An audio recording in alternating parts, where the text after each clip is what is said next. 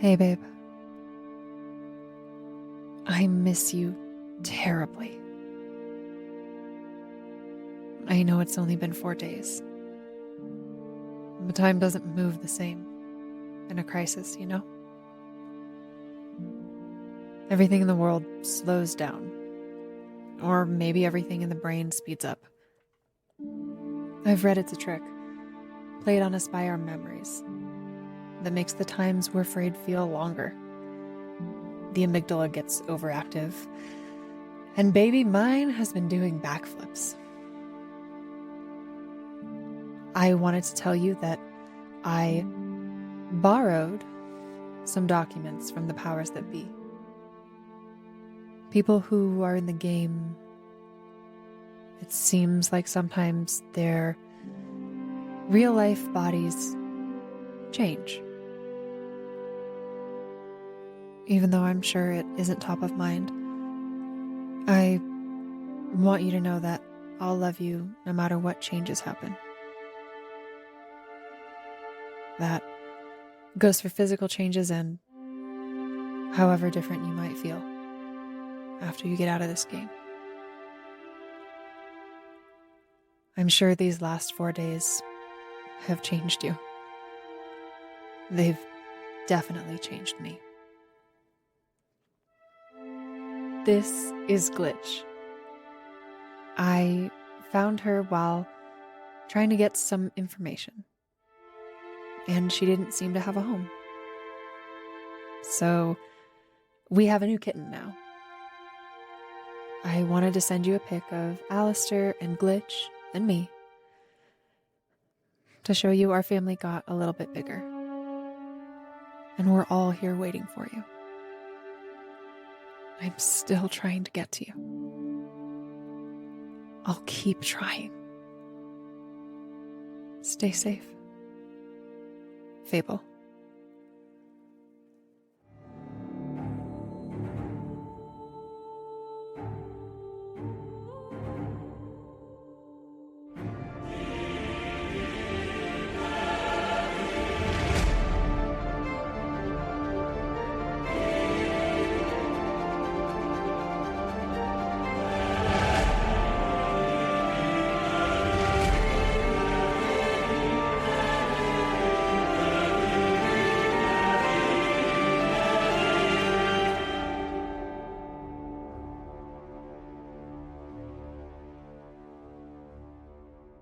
Hello everyone and welcome back to an episode of Escaping Carcosa, the online Pathfinder edition, where we have so many lovely moments and nothing terrible will happen this episode.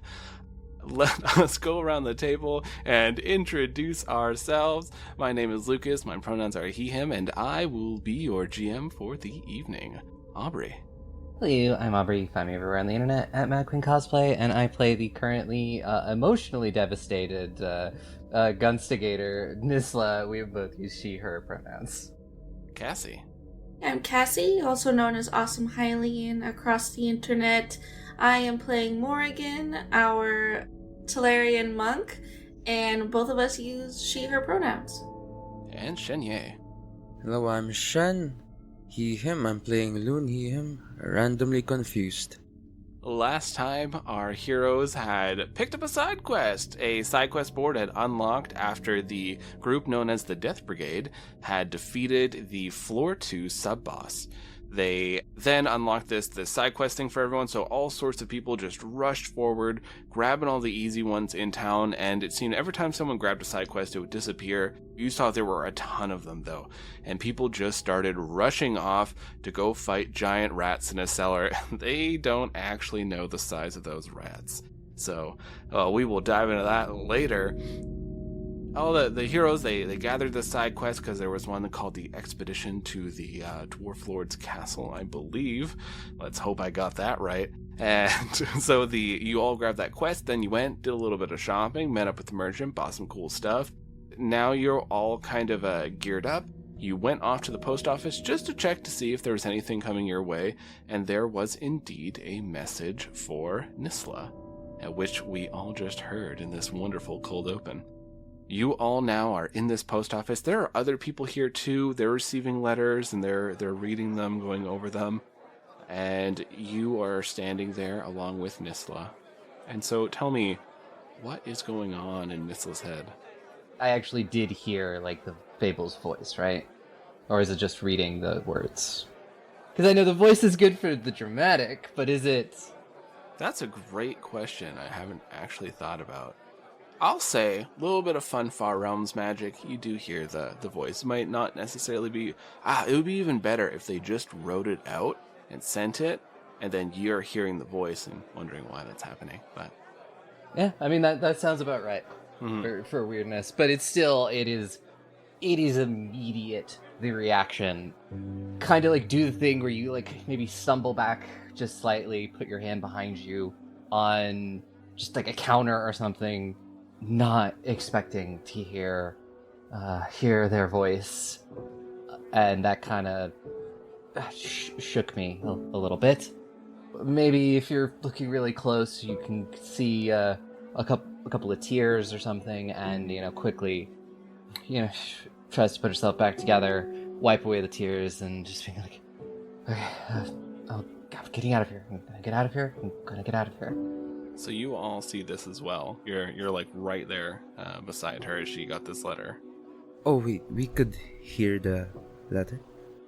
I'll say yeah, as you're staying there. So you could probably hear almost like a slight chorus of muttering voices in this room as people are opening up letters and the letters are talking. So it's almost a little disorienting being in here. And not just for the horrifying hands. I mean, this is very touching. I think in this moment, Morgan is genuinely very happy for Nisla. Definitely some, like, question marks on if that communication would have even worked. So it's impressive and oddly reassuring that this part of the game is potentially working as intended. So, like, there is something besides just, like, smiley stream, and I think there's going to be some level of comfort that Morgan takes from this, even though she's not reaching out to anybody, that this is available, that there is something there, that we're not just totally cut off from everyone. Yeah, Loon's just thinking of spammable messages as of this moment. Send a letter to your senator. This is trash. It's all open now. It's an open field. Loon has one where it's like, you want to make $10,000 just working from home a month? He suddenly accepts even in the game. So while you're there and all this is happening, and there's a lot of people coming in, you're kind of a little bit jostled to get out just because of the traffic, the flow of this whole place, and you're leaving, and you hear someone as they're walking past you. Oh my god, we really do die. They're looking at this letter, and their hands are shaking. What happens? Oh damn, for real? They're saying the people who are playing this game are dying. There's reports in the news. Shit. Our bodies are getting carted off to hospitals and stuff. Oh damn. Well. Oh no. This is spreading as other people are starting to look, and they're seeing it in their letters too, and there's just this murmuring and a little bit of panic. I think there was almost like a wave of intentional disbelief of well, it's a game, maybe we wake up, right? There's that small hope, and it's just been dashed for a lot of these people, especially the ones who've been staying in town trying to stay safe. We should leave. A lot of people inside panicking. We should leave. Yes, we should. Damn, so this wasn't a coma dream. No, it's not. Is this where we start getting philosophical of the only existence who I know is real is mine? Quick, to the tavern, we need drinks. Alcohol. We can't think about that. you're rushing out of here as the chorus is starting to pick up. More people murmuring, some shouting, some crying, as this reality is sinking in further for people. And the truth of some people who they came in here with family, they came in here with friends, and some of them didn't make it these first few days, and they were holding out this hope of maybe they woke up at home, maybe things are okay, and now getting these confirmations of what's actually going on. I imagine you're all heading towards like the entrance to the dungeon at the moment. Probably. I mean, Yeah. we're all. This was like our last stop before heading that way. So You are all walking towards the entrance of the dungeon. You're just gleaming information as you're going along. You're hearing that there was, some people were saying that there was a big press conference that happened, and it was on the screen, the skeleton attack, where a bunch of people were dying, where people didn't even know for about the almost first day that they were stuck, or people were dying, or all this, like people were trying to wake people up. And you hear one person saying, like, I was standing beside that guy. That guy he just died in the game. We were in town. I don't know why he died. And it turns out when they take the headset off, they'll kill you. So it's just like the disconnect from your brain. It's too much of a shock, and it causes it just to immediately shut down. And so, people have to they have like basically power supplies. They're hooking up to the systems to help transport people to hospitals. And you're guessing that's what happened when you all lost consciousness for that morning on the second day. So you're heading off towards this dungeon entrance, just leaving as the panic is starting to rise, missing that crescendo of human panic, and you take a step onto those stairs. When you are going down, a little pop-up appears in front of all of you, and it says, which floor would you like to go to? There's floor 1, floor 2. floor 2 it is. Floor 2 it is. Yeah. The moment you press floor 2, you feel just this biting wind hit you. At first, it hits you, Nisla, just sort of like steals the breath out of your lungs, as cold wind tends to do. But then you're fine, and now it just feels kind of like a nice autumn day while you're wearing this cloak.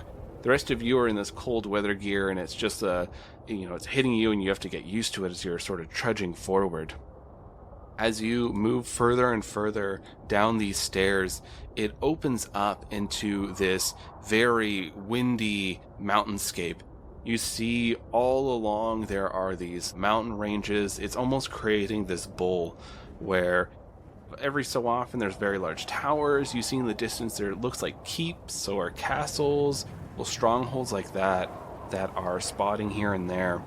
You see there's also a fair amount of players that are out here that are trudging through the snow as you're going lower and lower. The wind it's quite strong. It's buffeting. Every so often, like, snow kicks up and then it stops as you're going through.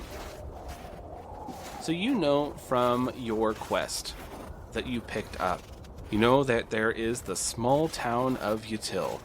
You know that this town is located in the northwestern part of the map.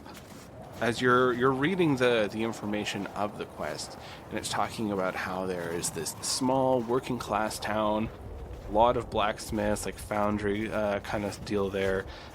Obviously, it's somewhat of a mining town, and it says that the young knight, non-player, is in trouble and needing the assistance of some brave adventurers. And the name is NON space, then capital P for player. Huh. Non-player. Strange. It's so cold. Should we check it out? Sure. Yeah, that's why we're here. Free money. Not free money. Oh, that's true. Well, at least if the person's dead. Loot. It's really dark. Oh, that's true. We just got a message of people actually dying, so...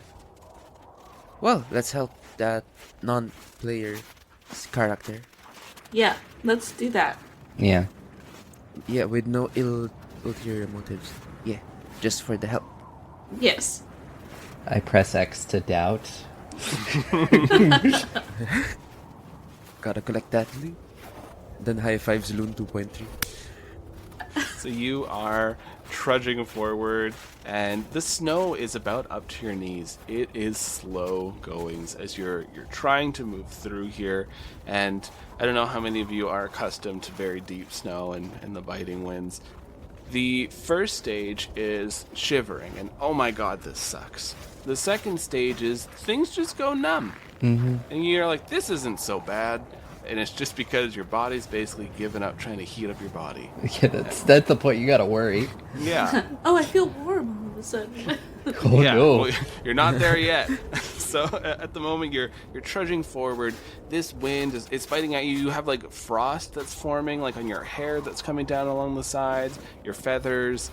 As you're looking out there, the snow is really picking up. Everyone, make me perception checks. My poor glasses in this moment. Oh, Just. And that's gonna be a 19 for me. 11. 8 for me. all right. So Nisla, you are the only one who sees this.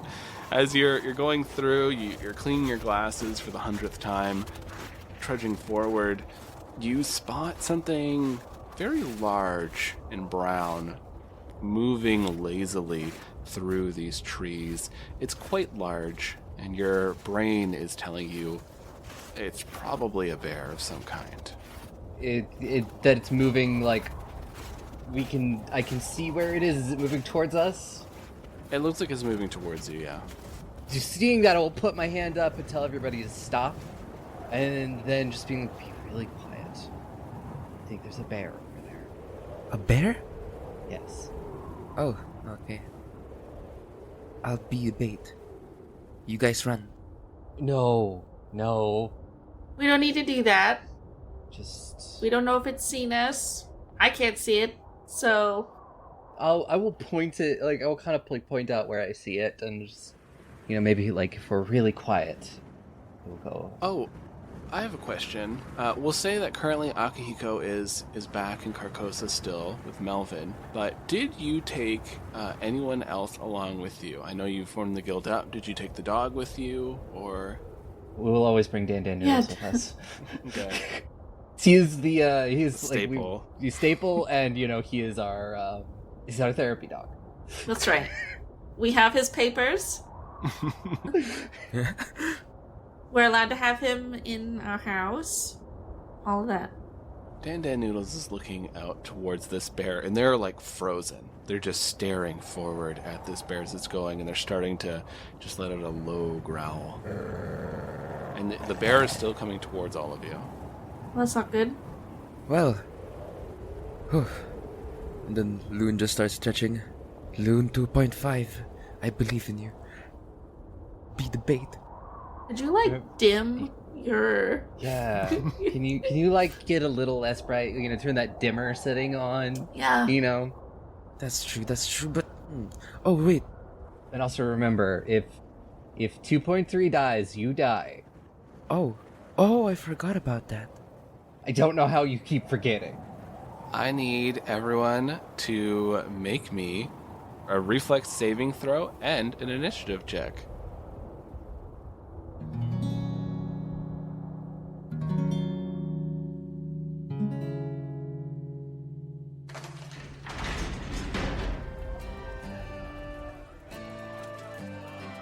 Hey there, travelers, it's your GM Lucas, really down to the wire on this one.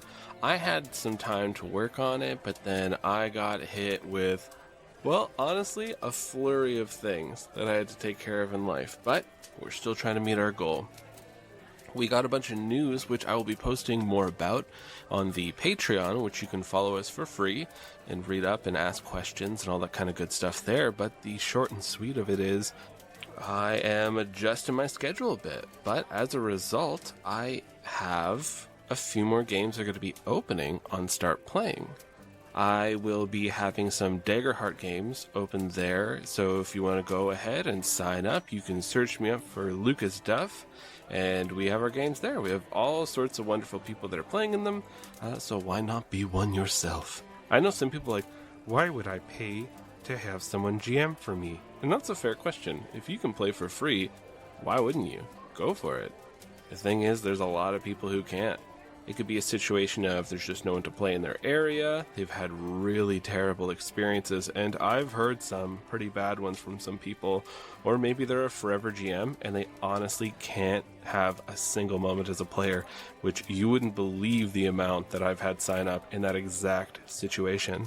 I even had one person sign up where they said the GM got so angry that they were role-playing their character.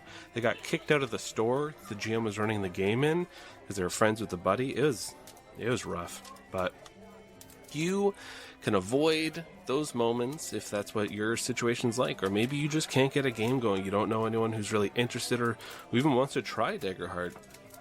I have some stuff that's up and running, so see if it works for you. Or there's a lot of other wonderful GMs on there, and maybe their style or pricing and all that kind of stuff fits your needs better. So check it out and start playing. Anyways, enough of that spiel. The other thing is we are going to be starting up a series of shorter audio dramas that are going to be up on YouTube. My lovely spouse is going to be doing the video editing as well as the cutting up and everything for them. So really all I'm doing is just writing them and recording, and then my spouse brings them to life. So check that out on YouTube. Should be pretty exciting. We are still going to stick with the same Ballad schedule, 2 episodes every month. We're going to be getting out here for free for you. Same with the audio drama. It'll be up on YouTube, and we're going to probably set up a new RSS feed because it'll just clog up this one, and that doesn't really help anybody. But I still got to think of a snazzy name for it. So once we have that going, I'll be sure to let you all know. But keep an eye out because the first one's going to be a sci-fi horror. And I am particularly pleased with how the writing went, so I think you'll like it. If you've liked our other stuff, then you'll definitely like it. Alright, dear travelers, you've been following us along for quite some time with Ballad of the Seven Dice, Escaping Carcosa. We're in Season 3, and things are going to be ramping up in the horror, so I hope you're ready. Today is a lovely little combat episode, because you gotta have those every now and then, especially in a game like Pathfinder. But the next few are going to be slowly creeping up, and I'm so excited to get to editing them. Oopsies, I forgot the radio thing. Inserting some audio here. Enjoy a promo.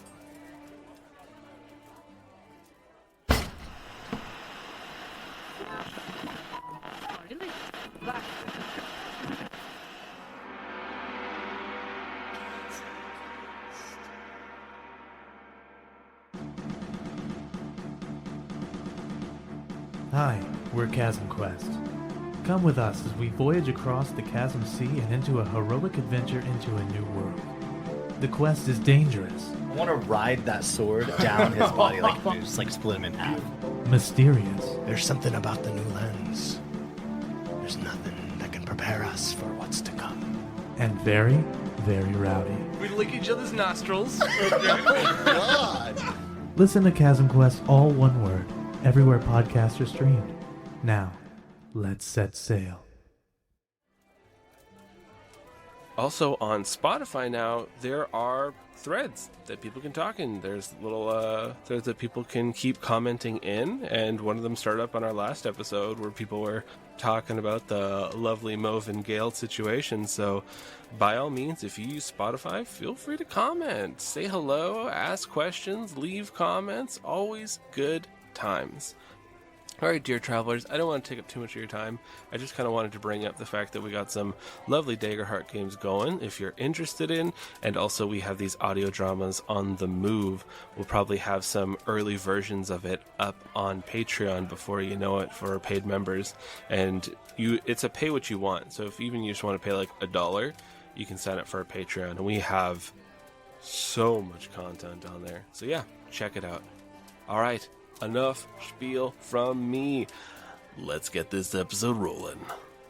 Until next time, dear travelers, I bid you all adieu.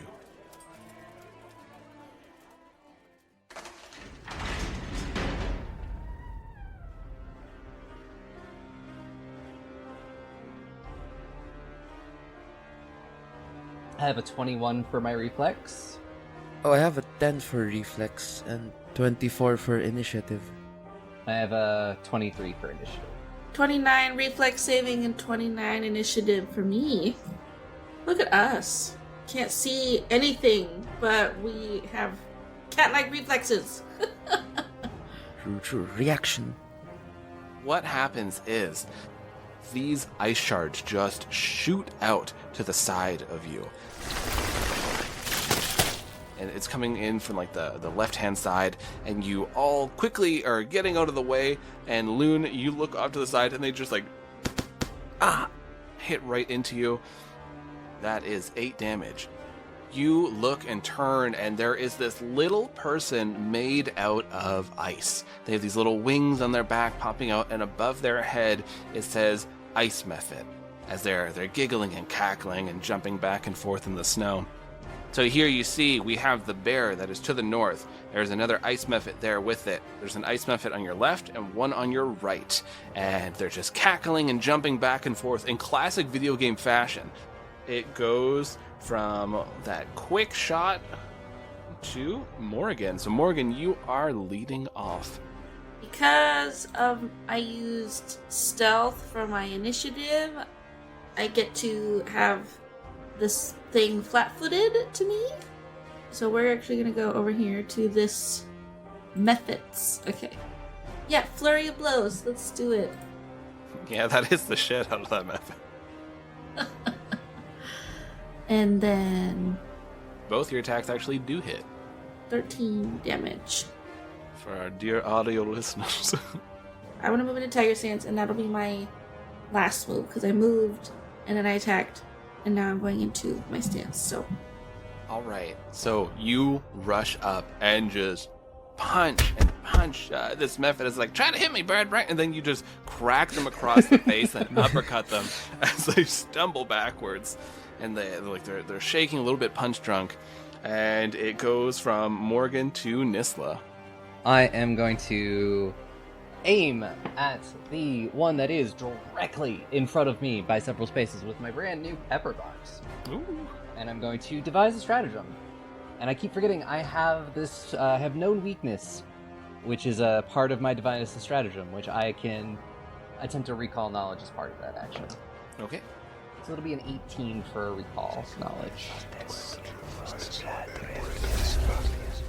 So you know that, of course, ice mephits, they have a lot of like abilities that are based around ice. They do have access to a few spells. You know that their breath weapon takes time to charge back up, and while they're touching the ice or snow, it slowly heals them. I will call out what I know, and anybody who uses this information to attack them with will get a +1 circumstance bonus to their attack roll. I will also make this one that I am aiming at flat-footed to Dan Noodles. And that is going to be a 20 to hit. Yes, that is a hit.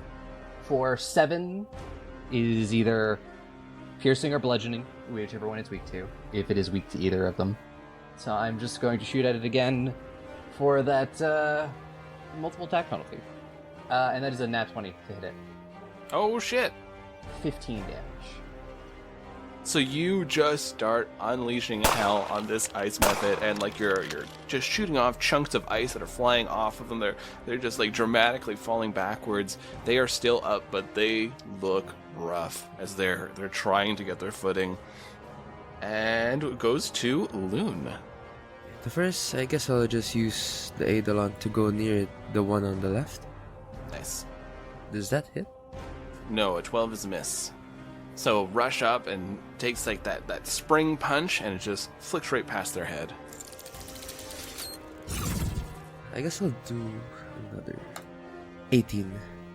18 is also unfortunately a miss. So you rush forward with your Eidolon, and they just start punching, and like you're just making these like just things of snow fly up in the air as they're trying to hit this like cackling mephit that's just dancing around.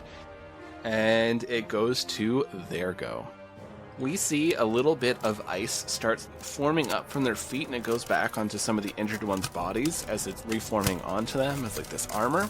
And the one that is at your Eidolon, Loon, is going to make an attack here. What is the AC of your Eidolon? 15. This creature is going to go in for some claw attacks. Oh wow! So it goes in and just starts like swiping, and your being is like, it's also moving out of the way as it's shrieking out. I think it's just gonna try to go for a third attack. Be at a -1 with a natural 20 though, baby. Oh, It gets frustrated at you. It just shrieks out, and then it takes this claw and brings it down, and you are taking 14 points of damage as this claw just goes and it slashes across the chest. And then you see suddenly the slash mark appears on your chest as well, as you just feel this pain. And the one in front of you, Morgan, it just breathes in deep and tries to shoot forward again. If you can make me a reflex saving throw. A natural 20?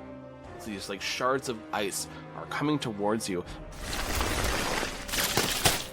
What does it look like, Morgan, as you're getting out of the way? I'm imagining it's like a strange, like the snow is almost like a blizzard feeling, even though it's ice shards, and like kind of struggling to see these like icicle-like things head on, where you only really see them for what they are when you dodge. Moving out of the way, whether I am like dance fighting out of the way or jumping out of the way, kind of like, holy shit, those are really big. So they're stabbing into the ground, like one hits a tree near you as this thing looks just frustrated, and it goes in for swinging its claw at you. Does a 17 hit? It does not. So they go into claw, and you just slap their hand away. So they look surprised, and they're not used to this. No, thank you. The last one is now going to charge forward blindly, and they are going to try to use Chill Touch. Well, you need to make a Fortitude saving throw. 24. That definitely passes.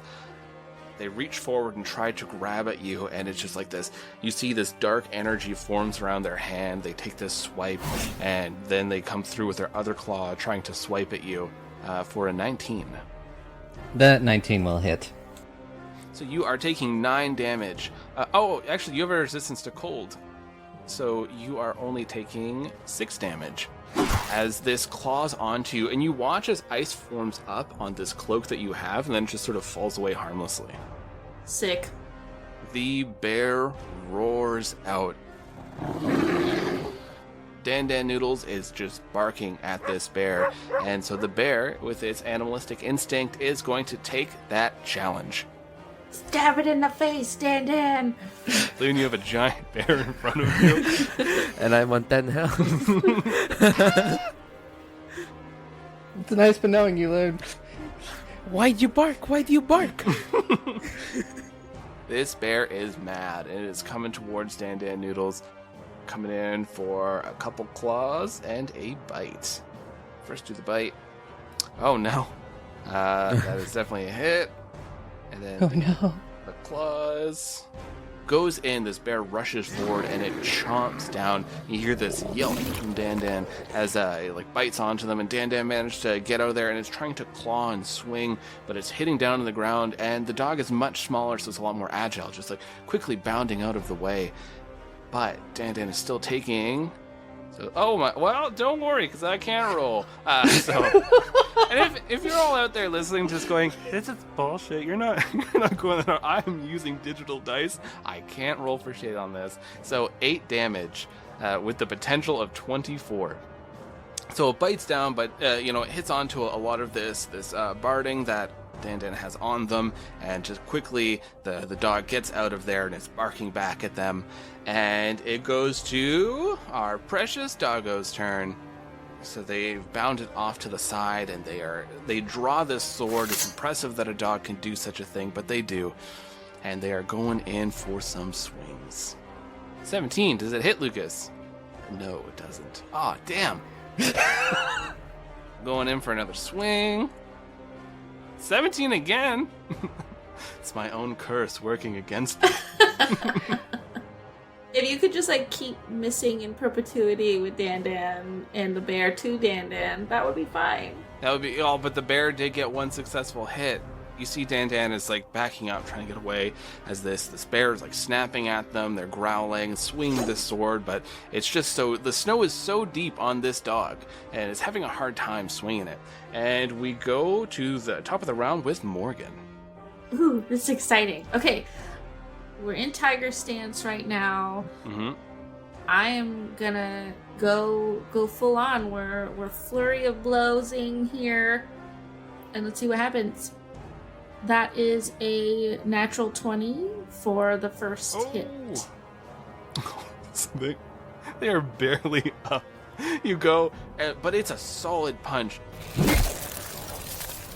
Bunch of like ice goes flying off this Mephit as it just like stumbles backwards, just blinking a little bit, and it is barely up. You see its health bar just shrinks to this little red sliver above its head. Ooh. As it's trying to get ready. Excellent. Okay, then we're going in for the second part of Flurry of Blows. Oh, wait. That was my third hit. Okay, this is the first time that we're using this. My kinetic gloves, for every 3 strikes, regardless of if I hit or miss, I get a bonus action unarmed strike up to 15 feet away. I don't think that hits. No, 12 is a miss. You are just swinging, and then like you do this burst attack, but this creature is so messed up it can't even properly keep itself like on top of the snow. It like sinks into the snow, and that's why your 2 hits just like go right overhead. Okay. Well then, that was exciting and then like sad. So if we're at this point where it's just sort of not able to keep itself up all the way, I think Morgan's gonna take this shot, and for my second action I am going to actually move away about 10 feet away. Mm-hmm.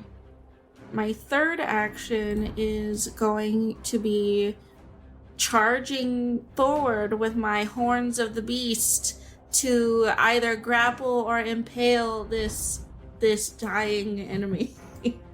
18. Yep, that'll do it. All right, so the effects of these horns.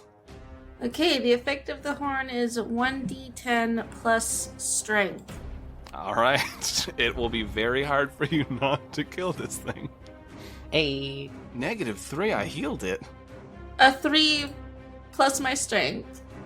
All right, so you rush forward and your horns impale onto this little Mephit as you lift it up, and they shriek before they just shatter into these pixels.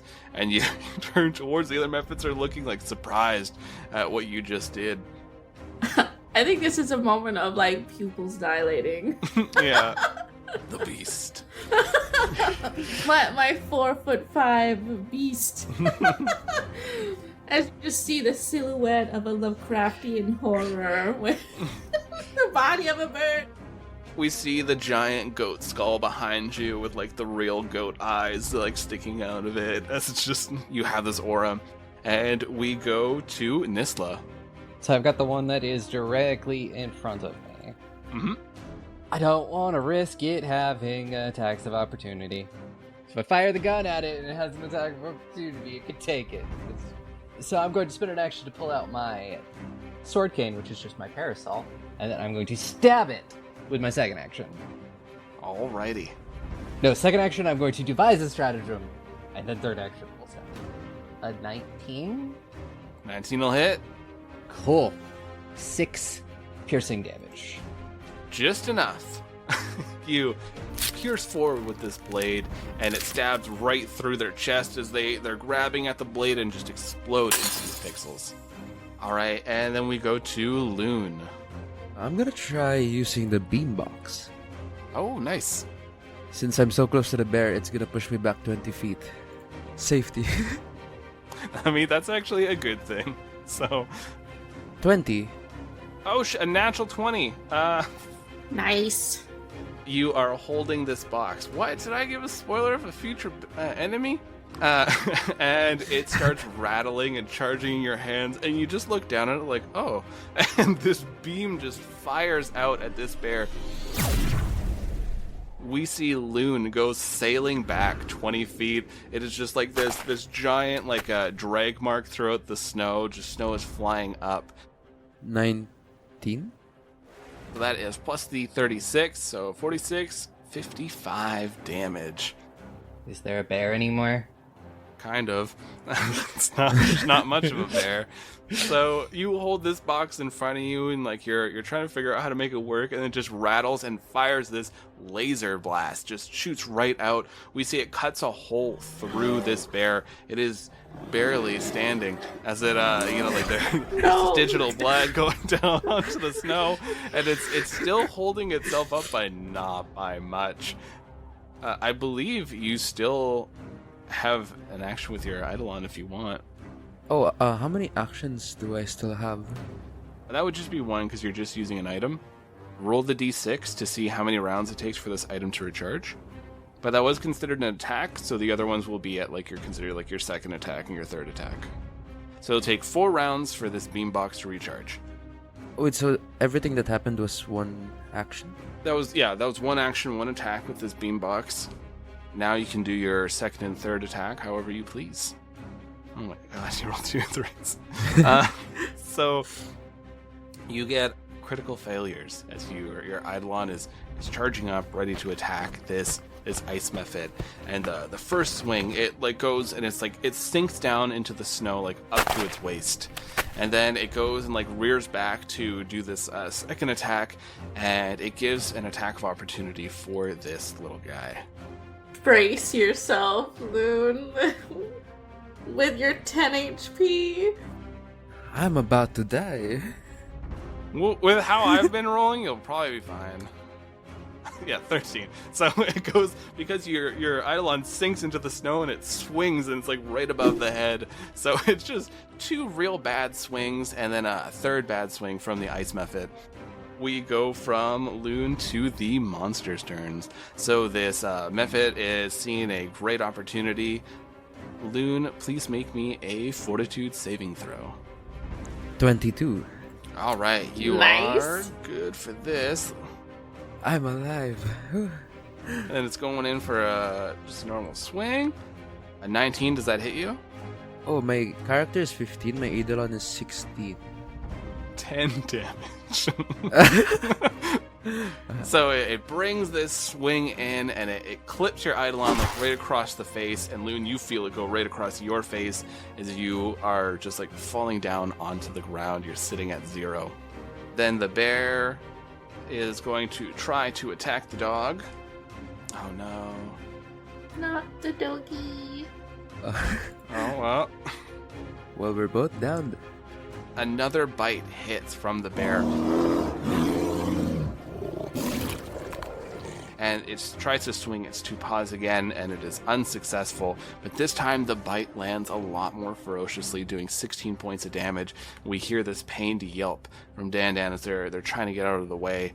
And it's like frustrated, trying to swing its sword back. And it flips over to Dan's turn. So they are coming in for a swing. Come on, Dan. You can do this. You can do this. It's a 17. Oh no.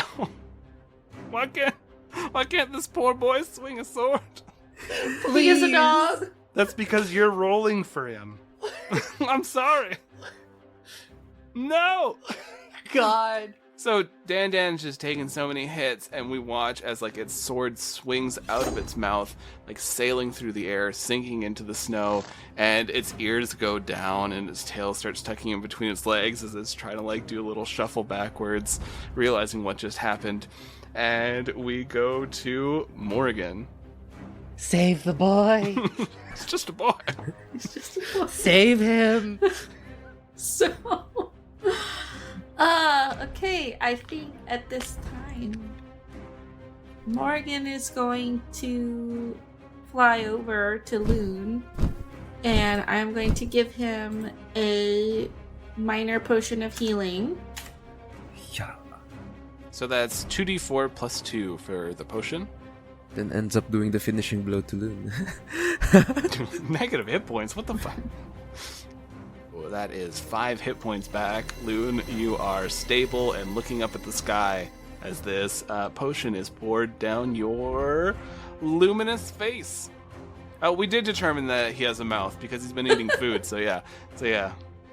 Goes through the nostrils that runs Loon. That's why it was like lower. Does my movement ability reset for each thing, or is it total for the whole turn?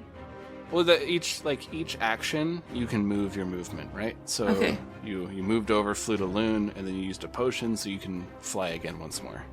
I'm gonna try and like body block Loon a little bit and go between him and the bear.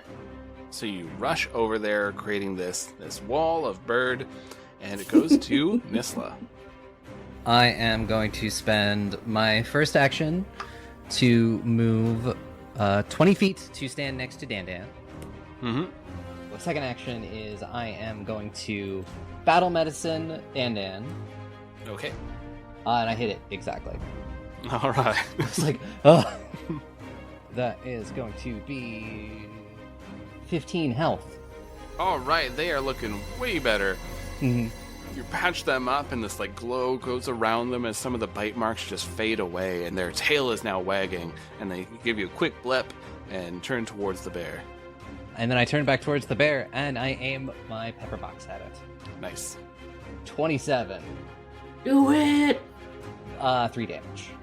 So still up, but like you shoot this blast at it, like it clips across its face, like leaving the scratch mark on it as it turns towards you and roars out and just shakes your whole body. If you've ever been near a bear when it roars, there's something primal about your body going, "Why are we here still?" As it just shakes you. Do you have any more actions? Those are all 3 of my actions. All right, it goes to Loon. Loon, you are sitting up in the snow. How far away am I from the bear? 20 feet. You threw yourself back. Oh, then I have this spell that's ranges 60 feet. I'm gonna use it. Nice. I'm gonna roll this. Oh, you got a 2. So 10 anyway, so. So you are like conjuring up this orb of acid. You're just, you're passing it back and forth between each hand, and then you lob it towards this bear, but it just keeps going. As you're watching it just like sail off and just like hits against a tree and just like sizzles onto it. But you yourself, you end up like falling back down onto the ground because you put too much momentum, and then you just sink into the snow and fall. A pitcher's hand. You gotta be careful. Yeah, it's dangerous. How many actions is that? That's 2 actions, so technically you still got 1. 1 action. Yeah, you could use the action to stand back up. Nature is giving you a face wash. Yeah, I think I'll use that to stand up. At least I'll be able to move again. So you get up and these clumps of snow are falling off of you. And it goes from Loon to... Oh, the monsters go again. Here we go. They have to go every round. I didn't think it was going to be this fast. Alright, I need Nisla and Dandan Noodles to make me reflex saving throws. So that is a 15 for me. Coming your way, Nisla, you are taking no cold damage. It was only 2, and so you take 4 for the piercing. And then they are just going to move right up in your face. Bonjour. The bear, still no. seeing... Oh, I guess Dandan hasn't actually hit this bear. Yes, I hit the bear. Yeah, it doesn't see Dan as a threat. It sees the Loon as like the greatest threat. This giant blast right through its body. But currently, Nisla, you are the closest thing to it, so it uses an action to move, and then it's... I am also flat-footed because I am double-teamed by enemies. Well, I rolled a 3, so that is a 12. That's not gonna hit. And a 15. 15. That just barely misses. My AC is 16 right now. So this bear is like coming up towards you. You have a Mephit screaming and like swiping at you, and these giant jaws are just like slamming down in your face. The spittle is on you as it's roaring. I have the parasol open and trying to block as many people Pushing as I the can. bear away. The parasol. Back. And that is their go, so it goes back up to Morgan. Well, we're still in tiger stance. If I move over to like one diag there. Does that make the bear? You flanking the bear with me. Yeah. Yeah, it's like a double Just- flank. Yep. Okay, so we're gonna move to the right-hand side of the bear, and in my tiger stance, we're going to do the thing. Flurry of blows. Hey. Yeah, that thing. That doesn't hit. Well, you get a plus. So I believe you get a +9. So Oh, I do, don't I? 21 does hit because it is being flanked. Yeah. Okay, cool. So then, No, that will not be a hit. okay. So then I will do my damage for the first one. Well, you slap this bear. Like a literal slap. For 3 damage as you bring your claw down and just slice at its side, but the bear is just gigantic. It's like you're like, what am I doing? So I believe that was you moved, attacked twice. Oh, that was my flurry of blows, which is only one. Oh, okay, you're good then. Yeah, by all means. Intimidate the bear. I was gonna. Can I demoralize with my intimidating glare? 100%. It understands its circumstances. I am getting 12s just all day today. This bear has quite the strength of will. So you roar at it, and it roars back at you, and you feel like just, your feathers flying backwards, some of the frost, like, flying off of you. And so that is your go, and from you it goes to Nisla. I am going to make sure I don't continue to not be flat-footed, so I'm going to whirl on this ice method, and for my first action, devise a stratagem against it. Mm-hmm. And that is a nat 20 to hit it with my devise a stratagem. Oh, all right. So I will use that to attack it with my sword, Nice. and that will be 15 damage. All right, so you stab right into this method. It is still up, but it isn't looking happy.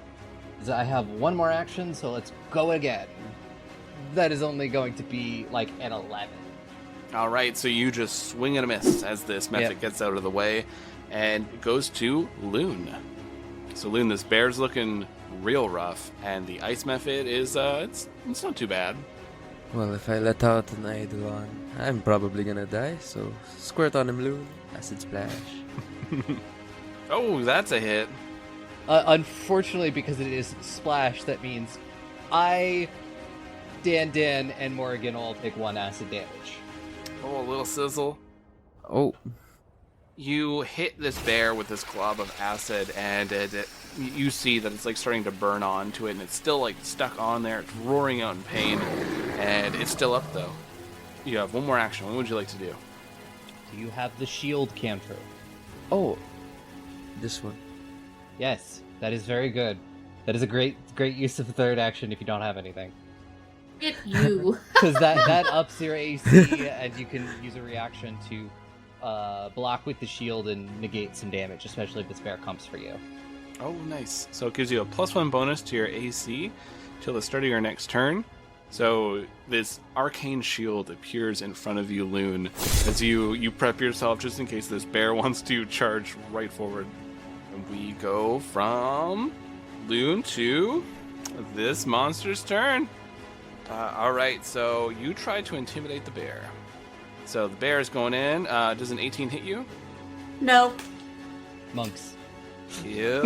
16's definitely not going to hit. I may not do much damage, but you can't hit me either, so. All right, that is a critical failure on trying to hit you.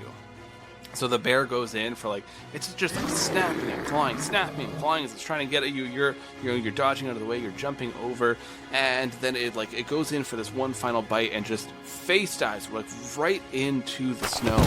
So as a result, it is no longer assisting in flanking Nisla when the Mephit is coming in to an attack. Sweet. So, Mephit time. I don't think that hits Nisla with a 10. No. 19. 19 will hit. Natural 1. All right, so first let's resolve that 19. So it is doing 7 damage. As there is some cold to it, and your cloak repels a bunch of it. And then they go in, so they go in for one swing, they go in for the second, and they go in like they put both their hands together because they saw the monk do it, and they try to bring down their fists on you. They're very small, and they just like they're jumping up, and I will give you a reaction to attack this thing. We'll attack it with the sword cane. Smack it, Nisla. I don't think that's going to hit. Yeah, that's only a 17. That is a miss, unfortunately. So you go in, stab forward, and you miss it as it misses you, and it just like piles into the snow. We go from the monster's turn to the dog's turn. So Dan is going to move to retrieve their sword, come on back, and try to roll a hit. There we go. Finally. Dan just coming in for like the finale. Let's hope. Last shot. So they come back finally, and they stab into this bear as its face is like stuck in the snow. It just slices right across it. The bear roars out in pain and just pixelates, exploding. And it does a little bark and a yip as it quickly like jumps around. Good boy. Good boy. Yeah, it's just excited and jumping. And we go from their turn up to Morgan. So there's one Mephit left. Excellent, Dan. We like to see it. We just all of our attack damage in one turn. So I am going to move to flank the Mephit on the other side, and yeah, let's flurry of blows this thing. All right. That is a 14 to hit. 14 is a miss. It's a miss, but it does count for my gloves. This is true. So we'll just tack that on after my flurry of blows. So second attempt in flurry of blows does not hit. Nope. So the bonus attack then, none of it hits. You are swinging, attacking, kicking, screaming. And this Mephit is just managing to duck and weave between your attacks. Is that all? I believe you still have 2 actions. Or wait, you moved, flurry of blows, then a bonus attack. So I think you still have one more, don't you? I have one action. I don't know what the heck I'm going to do with it, though. Demoralize? Oh, I suppose. It's always a great third action thing. Yeah, let's do that. Because if they're frightened, all of their stats go down by 1. Okay, so here we go. I just missed 3 attacks in a row on this thing, and I am going to glare at it with such intense hatred. Intimidation 14. So you glare at this poor creature. They stare at you and they just start shrinking. Even smaller. Be small! Why? Why, bird brain? They've now kind of like shrunken down as it's almost like a cornered rat. They're kind of swiping out a little bit. It goes to Nisla. First action, I am going to devise stratagem. That would be a 21. Oh yeah, you hit. It's currently being flanked, so its AC is much lower. For a 6. Alright, it is still up. It is up. I am going to then... Second attack. Never mind. That's 4 plus, that's like a 10. No. Yeah. Alright. Loon, there's one demoralized, badly injured Mephit. Time to hit it with the badly injured Loon. Loon just goes near it. Just beat it down with your staff. Unarmed fist. 20. So you do the 2 damage. It looks up and it goes, no! And you just punch it in the face and it shatters. The amount of times that Loon has punched something to death being... Starting to be concerning. Being a summoner is very interesting. So the explosion happens around you, and the creatures are no more. You see, like, the snow starts swirling about once more. This little pop-up appears, like, congratulations, you've defeated the creatures. You get treasure. Treasure! Alright, let's check out this cool treasure. Alright, so you see, like, the little pop-up comes up. What you get from this treasure, you find a potion of Levitate. There is a scroll of magic weapon. And you get a fun silver candelabra that is worth 100 gold pieces. Damn. And you also get an additional 30 gold pieces. Total? Total. So you can split it. So 10 each. Dogs have no need for money. We buy Dan Dan noodles, whatever Dan Dan noodles needs. That's right. It's very true. True. He's a well-loved puppy. Well, I'll just say, I would not be able to use the potion of levitate to any sort of useful degree, and I don't have a magic weapon, so... Well, magic weapon just casts the spell magic weapon, but that would be good for Akihiko when we see them. It's just like as an emergency, because I don't think... Well, I think Loon can cast it, but Loon doesn't need magic weapon. Loon doesn't actually hit things, shouldn't hit things with a weapon. True. Say shouldn't hit things. I should hit with my fist. No, spells. I already levitate, so I kinda don't need that. Be like the final boss, you just rush up to them and give them a punch, and they just explode. Works every time. It'll eventually stop working, but sure, yeah, it's worked so far. I mean, we can at least see if it's worth anything in town. True. Yeah, I mean, are we gonna keep the candelabra or sell it? I mean, it's worth $100, so, we might as well sell it. Mm-hmm. Unless we find any werewolves along the way we need to beat to death with the candelabra. Fair. Just in case. You get this new treasure that you've got from these defeated foes. You lick your wounds a bit as you trudge more through this snow. And it probably takes roughly around 2 hours as it's this miserable march that just seems to go on forever, especially since the whole landscape is just snowy. Everything looks the same. After this long march through the snow, you see numerous other players out there. They're fighting bears, they're fighting mephits. You do see on the horizon this smoke that's coming up, and you see that you've finally arrived at the town of Yatil.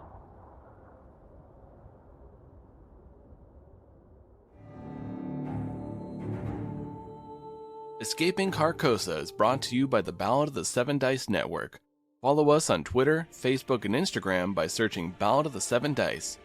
Supporting our Patreon helps us pay for the show, such as hosting, equipment, and additional content for you to enjoy. Our Patreon is pay what you want and contains behind-the-scenes footage, audio dramas, one-shots, and more. You can also head over to iTunes and Spotify and leave us a 5-star review. Every review helps us fight against the horrors of the algorithm.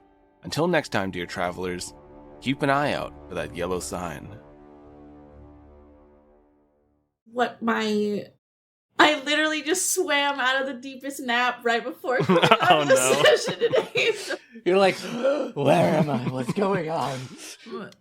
What is my What do you roll to hit? Yeah, like what is my oh my gosh. Your 2 hits? Is this what it is? Is multiple it attack just penalty? Right, yes, thank you. Multiple thank attack you. penalty. Oh, okay. What is that Minus... for my bonus action?